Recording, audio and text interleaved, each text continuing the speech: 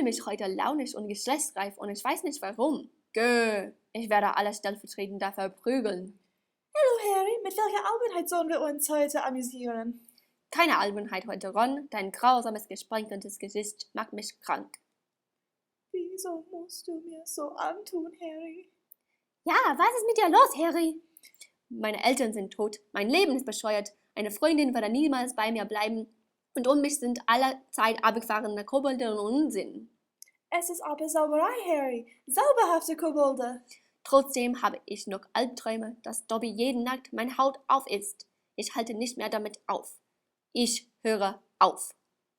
Aber was mit deinem allezeit dauernden Camp mit du weißt schon wer? Naja, das bleibt dir belassen, Ron. Aber. Komm schon, Kampf mal. Grüß dich, kleines Kind. Willst du was? Hä? Ja, das stimmt, Junge. Das schaffe ich nie. Hättest du das nur machen können, Ron? Was macht Harry? Angst, Angst, Angst, Angst, Angst, Angst.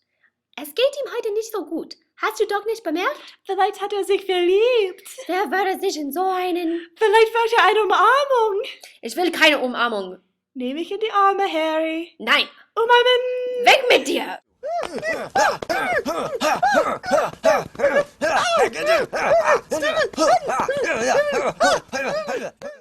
Was für Krach macht er? Harry schlug mich. Er überfiel meine persönliche Blase. Mich dünkt, harte Bestrafung sei hier in Ordnung.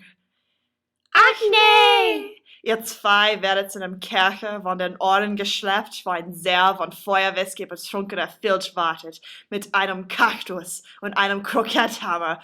Und dann Patronikus Publicus! Ich muss los. Tschüss.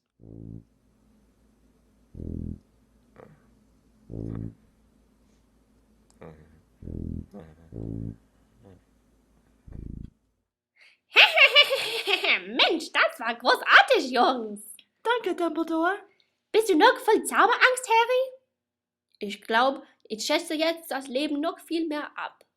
Das ist aber fantastisch. Grüß euch. Was für ein Geruch gibt's hier? Snapes größter Zaubertrank von allen.